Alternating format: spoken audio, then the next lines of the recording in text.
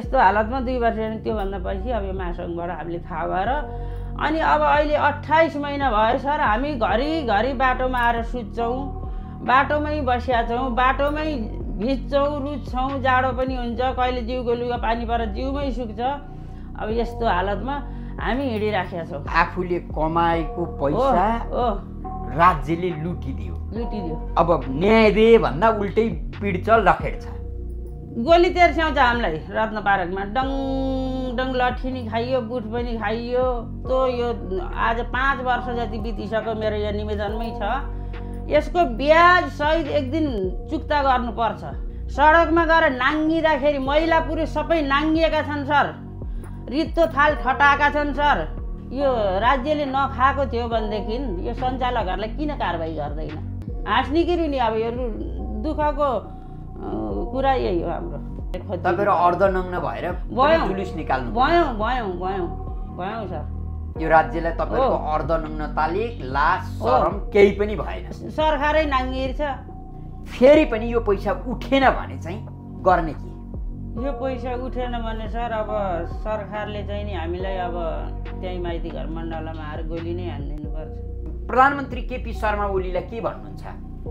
उहाँ जस्तो चाहिँ नि अब घटिया, निकम्बा, बेकामी, लाज नभएको, महिला पुरुष सबै नाङ्गिँदा पनि लाज नभएको सरकार भन्न चाहन्छु।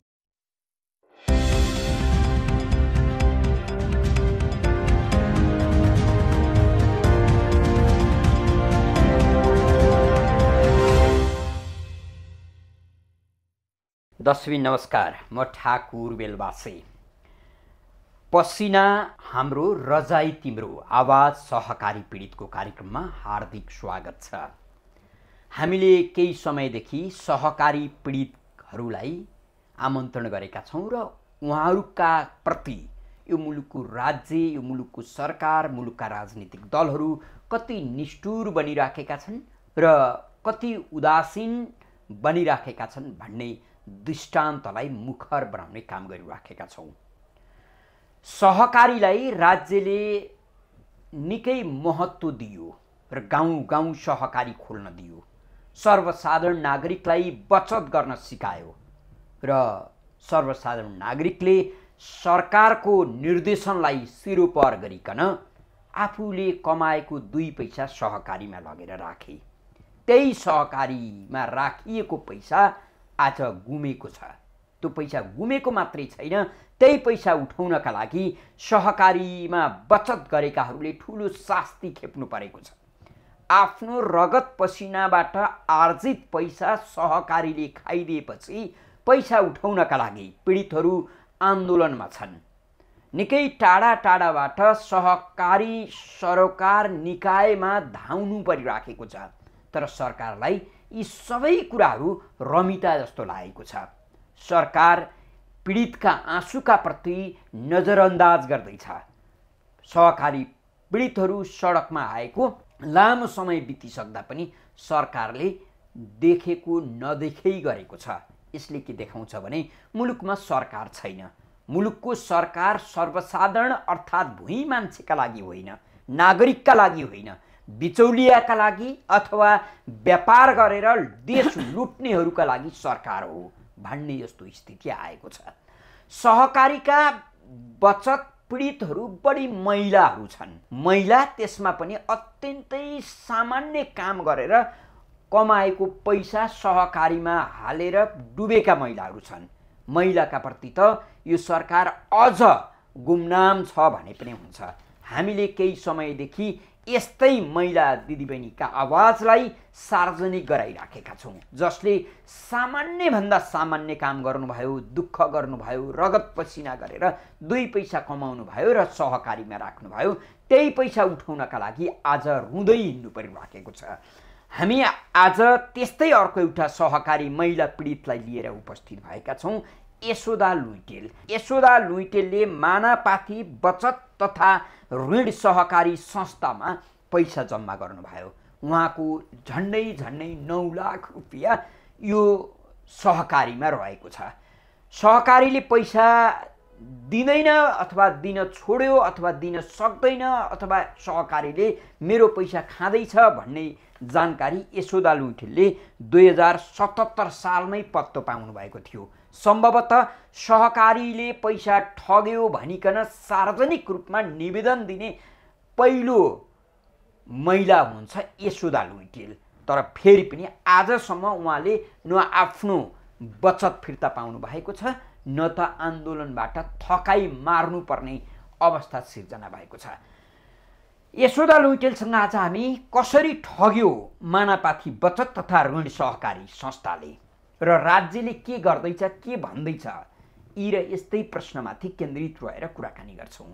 हामी सँगै हुनुहुन्छ सहकारी पीडित यशोदा लुइटेल। उहाँलाई स्वागत गरौँ। लुइटेलजी, यहाँलाई कार्यक्रममा हार्दिक स्वागत। हजुर, मानापाथी बचत तथा ऋण सहकारी संस्थाले यहाँको झन्डै 9 लाख रुपियाँ खाइदिएछ। हजुर सर। अब यो 9 लाख रुपियाँ कसरी त्यो संस्थामा राख्नु भएको थियो, यो कथा सुनौ न। अब विगत लामो समयदेखि चाहिँ मेरो कमल पोखरीमा एउटा सानो तरकारी किराना पसल थियो। अनि त्यहाँ पसल गर्दै जाने क्रममा अब उहाँहरूले पनि सहकारी खोल्नु भएछ। यो मेरो खाता चाहिँ यो बागबजार त्यहाँ थियो। अनि आउनुभयो, दाइ भन्नुभयो, भाउजू भन्नुभयो, परिचित हुनुभयो।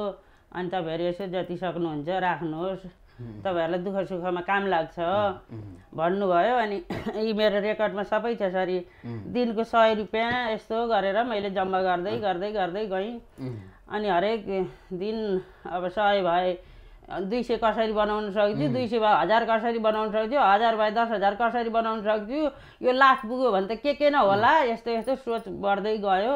दुःख मेहनत गर्दै गएँ। बिहान 4 बजे उठेदेखिबाट बेलुका 9 बजेसम्म काम गर्थेँ। अनि यति पैसा जम्मा भयो। अनि त्योभन्दा पछि अब यो भूकम्प, नाकाबन्दी, कोरोना, अब योहरू हामीले सबै नेपालीले झेल्नै पर्यो। अनि जब यो लकडाउनमा 2 वर्ष जस्तो अब कामकाजै गर्न पाइएन, 5-6 जनाको परिवार, अब काठमाडौँमा बस्ने हालत भएन। अनि बस्ने रुमको र पसलको गरेर मेरो 45-50 हजार रुपियाँ दुईवटा भाडा तिर्नु पर्थ्यो, दुईतिरको गरेर। अब काठमाडौँ बस्न सक्ने हालत भएन। अब जाउँ गाउँतिर। अब कोभिडले पनि बाहिर निस्किन दिँदैन। अनि गाउँतिर गएर बसोबास यसो गरौँ। अनि अब मेरो 8-9 लाख रुपियाँ जम्मा भएको थियो। अनि अब त्योभन्दा पछि अनि त्यो कोभिडभरि चाहिँ अब यसो सरसापट नातागोता आफन्तबाट सरसापट ऋण गरेर खाएँ, काम चलाएँ। मेरो त्यो पैसा छ, म ल्याउँछु, तिर्छु। अहिले काठमाडौँ जान नि पाएको छैन भनी अब सबैले पत्याउनु हो, जति सक्नुहुन्छ जे दिनुहुन्छ मैले त्यो चलाएँ। अनि जब लकडाउन खुलेपछि काठमाडौँ आएँ, मेरो सहकारीमा, मानापाती सहकारीमा आएँ। अनि त्यो आइसक्दाखेरि स्टाफ मात्रै बस्नु भएको रहेछ काउन्टरमा। अनि आमा कारोबार छैन, हामीले त तलब खान पाएका छैनौँ, यो त धेरै भइसक्यो, यस्तो धक्का लागेको, हजुर त आउनु नि छोड्नुभयो भन्नुभयो। अनि मलाई पनि विश्वास थिएन कि, किनभने सरकारले मान्यता दिएको हो, मेरो पैसा त्यहाँ छँदैछ भन्ने मलाई ढुक्क थियो। ब्याङ्कमा राखेको जस्तै सम्झिनु हो, मैले त्यस्तै सम्झेँ। म त एकदमै एकदमै एकदमै खुसी। त्यो एकदम मेरो 2 पैसा भए पनि ब्याज दिन्छु भने छ, आउँछ होला भन्नेमा मात्रै ध्यान थियो। मेरो पैसा डुब्छ भन्ने मलाई थिएन। अनि त काठमाडौँ आएपछि स्टाफहरू भन्नुभएको, अनि छैन पैसा, कारोबार छैन, काउन्टरमा बन्द छ, हामीले त तलब खान पाएका छैनौँ भन्ने स्टाफहरूले कुरा गर्नु। अनि खोइ त सञ्चालकहरू, अब मेरो सञ्चालकको नाम चाहिँ टिका गौतम, अनि कमल खनाल, अनि एकजना हुनुहुन्छ के भानु भन्ने, अर्जुन भन्ने। अब यिनीहरू सञ्चालकहरू हुनुहुन्थ्यो, चिनाजाना सबै थियो, राम्रै व्यवहारिकै थियो। अनि खोइ कहाँ हुनुहुन्छ, कहिलेकाहीँ यसो आउनुहुन्छ भन्ने स्टाफहरूले। अनि त्योभन्दा पछि म झन्डै 2 वर्ष जस्तो सर त्यही सहकारीमा मात्रै जान थालेँ।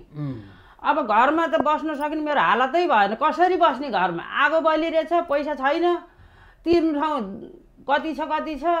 अनि जान्छु 2 वर्ष जाँदा पनि त्यहाँबाट मैले 5वटा 1000 रुपियाँ पनि पाइनँ। अनि त्यहाँबाट यसो चिनजान भएकाले तपाईँ त्यहाँ विभागमा गएर कुरा गर्नुहोस् न, नयाँ मान्छेहरू विभागमा जानुहोस् भने। अनि गएर विभागमा गएर सर मेरो यस्तो यस्तो भयो भनेर अनि तपाईँको निवेदन हाल्नुपर्छ भन्ने कुरो पनि भयो। अनि बाहिर निस्केर वकिल सर यस्तो लेखिदिनु पर्यो भनेर मैले यो बुक पासबुक लगेर सबैवाले हेरेर विभागले पनि हेर्नुभयो होइन झुटा लिएर गएर त भएन उहाँले त पहिला हेर्नु हुँदो रहेछ कम्प्युटरबाट होइन अनि अब यसको पैसा बकाइदा छ भन्ने भएपछि अनि लेखिदिनु भयो वकिल सरले र अनि त्यो विभागदेखि यो बिजुली बजार नगरपालिकादेखि टेकुदेखि अनामनगरदेखि फेरि 2 वर्षसम्म म त्यति बिहान उठेर हिँडो बेलुका घर पुग्यो एउटा घरको महिला एउटा आमा सब थोक सम्हालेर बस्ने मान्छे बिहान उठेर हिँडेर बेलुका घर पुग्दाखेरि 1500 बोकेर हिँडो केही खानु पनि पर्यो गाडी भाडा पनि चाहियो पानी पनि खानु पर्यो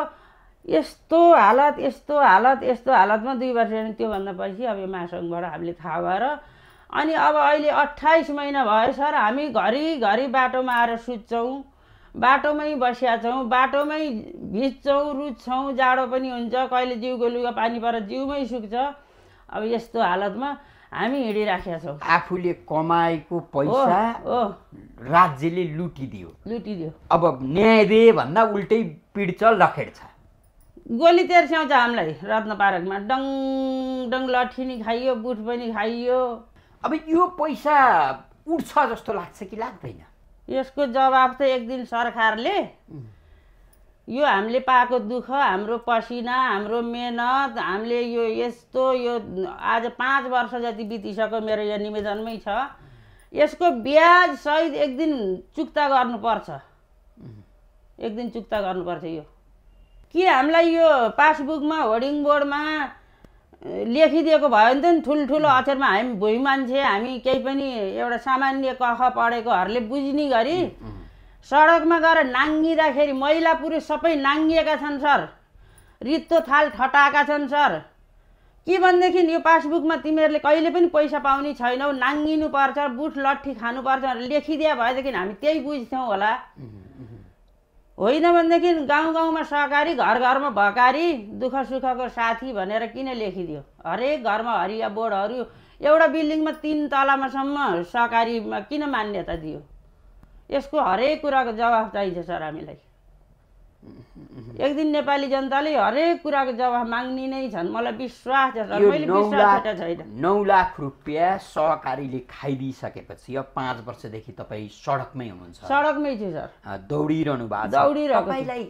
आएका समस्याहरू के छन् त्यो शारीरिक मानसिक यही कारणले रोगहरू पनि यही कारणले गर्दाखेरि रातमा निन्द्रा छैन दिनमा भोग छैन राति सुतो हातखुट्टा सुन्नेर खाटमा चढ्न मुस्किल पर्छ अब परिवारले पनि अब हेर्ने नजरै फरक भइदिइहाल्यो तेरो भएको चाहिँ त्यहाँ लगाएर डुबाइस अब हामीसँग कहाँबाट दिने त्यहीँ जान उठाउन भनिहाल्छन् जसको पनि भन्छन् सर मेरो मात्रै होइन सबैको भन्छन् घरमा एक किसिमको कलह भएको छ एकदम कलह भएको छ अब यता हेरेर कोही बुढाबुढी अब सेतै फुल्या बुढाबुढी आएर माइती घर मण्डलमा 1300 परेका छन् कोही बच्चा बोकेर आएका छन् अब माइती घर मण्डलमा कति धर्ना बसियो बानेश्वर विभागमा कति धर्ना बसियो महिनम कोटेश्वरमा त्यो 3 गुनेमा गएर कति बसियो यो बसै छौँ यसको जवाफ दे सरकार हामीलाई सरकारका सरकारवाला निकायले चाहिँ के भन्दा रहेछन् तपाईहरुलाई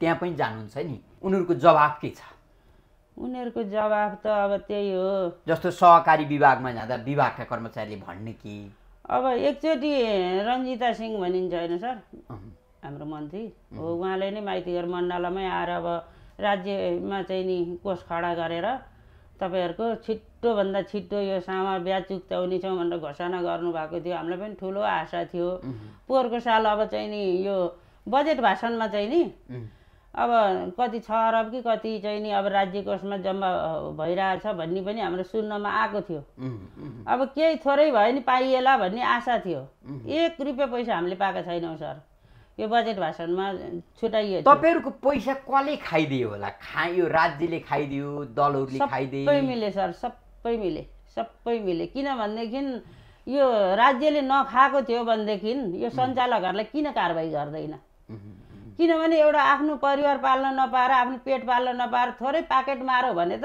लगेर धुस्नु पारेर कुड्छ भन्देखि यस्तो देशै बिजोग बनाउनेहरुलाई किन कारबाही गर्दैन त्यहाँ त 1 जना छैनन् 2 जना छैनन् लाखम छैनन् नि त माइती घर मण्डलमा त हामी त लाखौँ लाखको सङ्ख्यामा चाहिँ रात दिन बसिरहेको हुन्छ भने त किन यिनीहरूलाई कारबाहीको दायरामा ल्याउँदैन? मानापाथीका सञ्चालकहरूलाई भेट्नुभयो यो बिचमा? बिचमा जुन यो मैले उजुरी हालेँ भन्दा पछि एक दुईपल्ट भेटेँ। के भन्नुहुन्छ उहाँहरू? तपाईँको मिलाउँदैछौँ, तपाईँलाई जग्गा सग्गा भने पनि हामी दिन्छौँ, जग्गा सग्गा भए पनि हामी दिन सक्छौँ, तपाईँ आउनु न, हामी झापाले हुनुहुने अरे झापाका हुन् है, अनि झापा आउनुहोस् न, प्लेन चढेर भयो भने आउनुहोस् न तपाईँ, मसित सर 1 किलो चामल किन्ने पैसा छ कि छैन, उनीहरू चाहिँ ल प्लेन चढेर आउनुहोस्, झापा आउनुहोस्। अब म एउटा नारी मान्छे झापा गएर के हो अब यसको उत्तर कसले दिने मलाई? के हो प्लेन भने? अनि आउनुहोस् हामी जग्गा सग्गा दिन्छौँ। यो 8-9 लाखको जग्गा मलाई कसले कहाँनिर के दिन्छ? यो त हाम्रो त थोरै आफ्नो खर्च, आफ्नो औषधि उपचार, आफ्नो यसो पर्सनल खर्च गरिन्छ भनेर नि हामीले यी 150 रुपियाँ गरेर जम्मा गरेका थियौँ त। त्यस्तो छ सर, हाँस्ने कि रुनी अब यो दुःखको कुरा यही हो हाम्रो। फेरि पनि लाखौँ मानिस तपाईँहरू ठगिनु भएको छ राज्यबाट। अब एक दिन त हाम्रो साउ ब्याज गरेर दिनै पर्छ राज्यले भनिरहनु भएको छ। कहिले आउँछ, आफ्नै जीवनकालमा आउने हो कि होइन भन्ने स्थिति भयो। कयौँ मान्छेले त ज्यान गुमाइसक्नु भएको सक्नुभयो होइन, यो धरतीमा हुनुहुन्न भौतिक रूपमा। यही आन्दोलनमा आउँदै गरेका कयौँ मान्छेहरूलाई तपाईँहरूले अब देख्न नपाउने हुनु भइसक्नु भएको छ। यो राज्यलाई कहिलेकाहीँ पापै लागोस् भन्ने जस्तो श्राप दिनुहुन्छ कि दिनुहुन्न? किन दिँदैन होला, किन दिँदैन? दिन्छ। यति खर्ब डलर विदेशमा छन् भन्छन्, उति खर्ब डलर विदेशमा छन् भन्छन्। ल हामीसँग चाहिँ अब यस्तो यस्तो गरेर शोषक गरेर तपाईँले त त्यो पसल गरेर जति पैसा कमाउनु भयो त्यसको नाफा भने पनि अथवा त्यसभित्रको साउ पनि यही 9 लाख हो। यही हो सर, मेरो त मैले काम गर्न सकन्जेलको कमाइ यही हो। अहिले म काम गर्न सक्दिनँ सर, म घरमै बाहिरभित्र अब यताउता भन्न गर्न सक्दिनँ। धेरै रोग भएछ, अब औषधि खानुपर्छ दिनको 1 झोला। अब यहाँ रेकर्ड देखाउन ल्याउनु पर्छ भने म ल्याउन सक्छु, दिनको 1 झोला औषधि खानुपर्छ। अहिले अब कमाउन सकिँदैन, अब काम गर्न सकिँदैन। मैले त अब छोराछोरीलाई अब म बरु नदिए खाँदिनँ, म काम गर्न सक्दिनँ भने मैले त अब एकदम आत्मगलानी भएर मैले छोराछोरीलाई भनिसकेँ। हजुर, अब यो भइदियो भए मलाई धेरै सादर हुन्थ्यो। 1 किलो फालफुल किनेर खान नसकी, एउटा नयाँ कपडा किनेर लाउन नसकिकन जग्गाको पैसा अब यसरी खाइदियो। यसको ब्याजले मात्रै भए पनि मासिक केही हुन्थ्यो। हो, मेरो यो कुराहरू सम्पूर्ण हामी दिदीबहिनीहरू नाङ्गिनु पर्यो। यसको जवाब मेरो माथि पुगोस्, जवाब हजुरहरूले खोज्नु। तपाईँहरू अर्धनग्न भएर जुलुस निकाल्नु भयौँ सर। यो राज्यलाई तपाईँको अर्धनग्नताले लाज शरम केही पनि भएन। सरकारै नाङ्गिन्छ, सरकारै नाङ्गो। दशमेन लाखौँ लाख मानिसहरू सहकारी पीडित हुनुहुन्छ। अचम्मको कुरा त के छ भने सहकारी पीडामा रहेका नागरिकहरू अनेकन रोगका शिकार बनिरहनु भएको छ। त्यसको एउटै कारण छ, उहाँहरू अत्यन्तै सामान्य हुनुहुन्छ। अत्यन्तै दुःख गरेर कमाएको 2 पैसाले बुढेसकाल सजिलो होला भन्ने सोचमा उहाँहरू हुनुहुन्थ्यो र केही लाख रुपियाँ सहकारीमा जम्मा भयो। त्यो पैसा अहिले न साउ आयो न ब्याज आयो। पैसा लिनका लागि आफूले ऋण सापट गरेर फेरि आन्दोलनमा जानु परिराखेको छ, जसका कारण ती सहकारी पीडितहरू रोगी बनिरहनु भएको छ। फेरि पनि सरकारलाई उहाँहरूको जीवनका प्रतिको कुनै पनि चासो पटक्कै छैन। आज हामी यशोदा लुइटेलसँग कुराकानी गरिराखेका छौँ। यशोदा लुइटेलले केही समय सामान्य किराना पसल चलाउनु भयो। दैनिक 150-200 पैसा जम्मा गरेर 9 लाख पुर्याउनु भयो। 9 लाख सामान्य नागरिकका लागि धेरै ठुलो पैसा हो। जसले देश लुटेको छ, जसले समाज लुटेको छ, उनीहरूका लागि 9 लाख रुपियाँ एक रातको पैसा होला अथवा एउटा कुनै होटलको मनोरञ्जन होला। तर सर्वसाधारण नागरिकका लागि त 9 लाख जिन्दगी हो। त्यही जिन्दगी डुब्दा कस्तो हुन्छ, त्यो दुःखको अनुभव यशोदा लुइटेलले गरिरहनु भएको छ। यशोदा लुइटेल जस्ता लाखौँ लाख दिदीबहिनी हुनुहुन्छ, उहाँहरूका आँसु यो राज्यका लागि निकै महँगो पर्नेछ। यशोदा लुइटेलले पनि यो चुनौती दिनुभयो। हामी उहाँका कथा सुनिराखेका छौँ, उहाँको पीडा सुनिराखेका छौँ। हामीसँगै हुनुहुन्छ यशोदा लुइटेल। फेरि पनि यो पैसा उठेन भने चाहिँ गर्ने के? यो पैसा उठेन भने सर अब सरकारले चाहिँ नि हामीलाई अब त्यही माइती घर मण्डलमा आएर गोली नै हानिदिनुपर्छ। अब त्यही हो, अरू बाँकी छैन। तर तपाईँहरूको आन्दोलनका प्रति त सरकार यति धेरै थेत्तरो भयो कि तपाईँहरू माइतीघर मण्डलमा हुनुहुन्छ कि हुनुहुन्न? उसलाई थाहा छैन, उसलाई थाहा छैन सर, सरकारलाई थाहा छैन। मानौ तपाईँहरूको त्यो रोजगारी हो हो 2-4 जना बाटोमा आएर बस्दैमा केही पनि हुँदैन भनिदिन्छ। प्रधानमन्त्री केपी शर्मा ओलीलाई के भन्नुहुन्छ? उहाँ जस्तो चाहिँ नि अब घटिया, निकम्मा, बेकामी, लाज नभएको, महिला पुरुष सबै नाङ्गिँदा पनि लाज नभएको सरकार भन्न चाहन्छु। प्रधानमन्त्रीले चाहनु भयो भने उठ्छ, उहाँले चाहनु भयो भनेदेखि 1 हप्तामा उठ्छ। उहाँले नचाहेर हो, उहाँले चाहनु भयो भनेदेखि धेरै टाइम लाग्दैन। तर अहिलेका प्रधानमन्त्री ओली त महिला बालबालिका वृद्ध वृद्धका लागि बोलिहाल्ने, सजिलो गरी समस्याको सम्बोधन गरिदिने जस्तो देखिनुहुन्छ नि? देखिने मात्रै हो, देखिने मात्रै हो।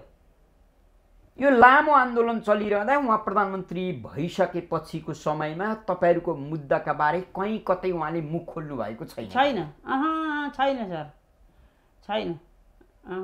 माथिबाट हेरेर बस्नुहुन्छ, कालो सिसाबाट हेर्नुहुन्छ। हामी बिहान अब 1 कप चिया खाएर आउँछौँ, हामीलाई कसले खान दिन्छ? बनेपाबाट आन्दोलन गरेर काठमाडौँ आउनुहुन्छ? हजुर हजुर।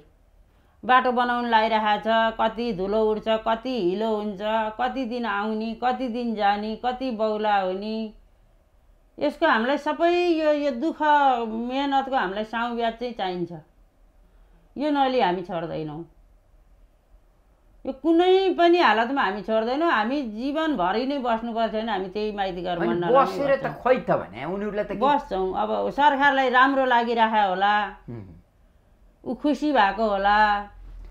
हिजो हामीले भोट दिएर त्यहाँ पुर्याइदिउँ, अहिले ऊ पदमा बसेर कुर्सीमा बसेर खुसी भएको होला। काङ्ग्रेस एमाले माओवादीहरू मिलीभगत छ, सहकारी छ नि, सबैको छ, सबैको छ सर। होइन भनेदेखि किन सञ्चालक कारबाही गर्दैन? किन गर्दैन?